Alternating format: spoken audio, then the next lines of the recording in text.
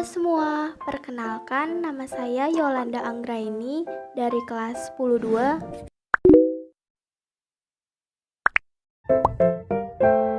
Di sini saya akan menceritakan sebuah biografi pahlawan Indonesia yaitu Dr. Cipto Mangunkusumo. Dr. Cipto Mangunkusumo dilahirkan pada 4 Maret 1886 di desa Pecangakan, Jepara, Keresiden Semarang. Ia adalah putra tertua dari Mangunkusumo, seorang priai rendahan dalam struktur masyarakat Jawa. Karir Mangunkusumo diawali sebagai guru bahasa Melayu di sebuah sekolah dasar di Ambarawa. Kemudian, ia melanjutkan menjadi kepala sekolah dasar di Semarang dan melanjutkan menjadi pembantu administrasi pada Dewan Kota di Semarang. Sementara itu, sang ibu adalah keturunan dari Tuan Tanah di Mayong, Jepara. Dr. Cipto Mangunkusumo merupakan lulusan Stovia atau Sekolah Kedokteran di Batavia. Ia lulus dan langsung menjalani masa dinas sebagai dokter pemerintah pada tahun 1905. Dr. Cipto menikah dengan seorang Indo pengusaha batik, sesama anggota organisasi Insuline, bernama Marie Vogel. Lalu pada tahun 1920 dan mempunyai anak yang bernama Donald Vogel, Lois Vogel, dan Pestiati Pratomo. Dr. Cipto Mangunkusumo merupakan seorang dokter sekaligus tokoh pergerakan kemerdekaan Indonesia bersama dengan Ernest Dewes Dekker dan Ki Hajar Dewantara. Ia dikenal sebagai tiga serangkai yang banyak menyebarluaskan ide pemerintahan sendiri dan kritis terhadap pemerintahan penjajahan Hindia Belanda. Dalam kongres pertama yaitu Budi Utomo, terjadi perpecahan antara Cipto dan Rajiman Widyodiningrat karena perbedaan pendapat mengenai kongres dalam Budi Utomo. Setelah perdebatan selesai, Cipto diangkat sebagai pengurus Budi Utomo.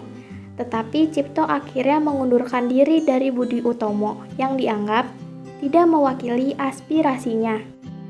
Setelah mengundurkan diri dari Budi Utomo, Cipto membuka praktik dokter di Solo.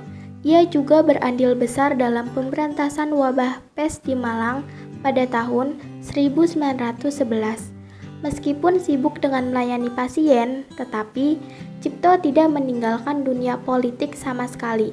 Cipto pun mendirikan Raden Ajeng Kartini Club yang bertujuan memperbaiki nasib rakyat, karena bagi Cipto, Indisch Partij merupakan upaya mulia mewakili kepentingan-kepentingan semua penduduk Hindia Belanda, tidak memandang suku, golongan, dan agama. Pada 19 Juli 1913, ketika harian The Express menerbitkan suatu artikel Suwardi Suryaningrat yang berjudul "Andaikan Saya Seorang Belanda", Cipto pun menulis artikel yang mendukung Suwardi untuk memboikot perayaan kemerdekaan Belanda.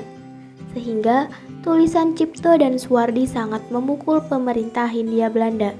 Pada 30 Juli 1913, Cipto dan Suwardi dipenjarakan. Selama masa pembuangan di Belanda, bersama Suwardi dan Dewes Dekker, Cipto tetap melancarkan aksi politiknya dengan melakukan propaganda politik berdasarkan ideologi Indisch Partij dan menerbitkan majalah De Inder yang berupaya menyadarkan masyarakat Indonesia yang berada di Belanda akan situasi di tanah jajahan. Pada 25 November 1919, Cipto berpidato di Volksraad yang isinya mengemukakan persoalan tentang persekongkolan Sunan dan Residen dalam menipu rakyat. Melihat kenyataan itu, pemerintah Hindia Belanda menganggap Cipto sebagai orang yang sangat berbahaya. Oleh sebab itu, Gubernur Jenderal Hindia mengusulkan Cipto diasingkan ke Kepulauan Timor, yaitu Banda. Dalam pengasingan, penyakit asmanya kambuh. Beberapa kawan Cipto mengusulkan kepada pemerintah agar Cipto dibebaskan.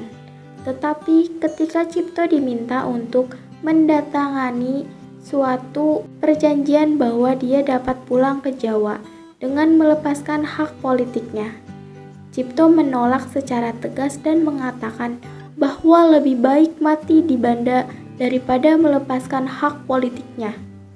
Cipto kemudian dialihkan ke Bali, Makassar, dan pada tahun 1940 Cipto dipindahkan ke Sukabumi. Cipto pun meninggal dunia pada tanggal 8 Maret 1943 akibat penyakit asmanya. Dr. Cipto Mangunkusumo merupakan pahlawan nasional sekaligus dokter Indonesia yang banyak membantu tanpa pamrih. Dapat menginspirasi kita ketika mempunyai ilmu yang tinggi harus dipakai. Dr. Cipto Mangunkusumo juga seorang bidang politik yang memperjuangkan bangsa Indonesia untuk melawan penjajahan di Indonesia.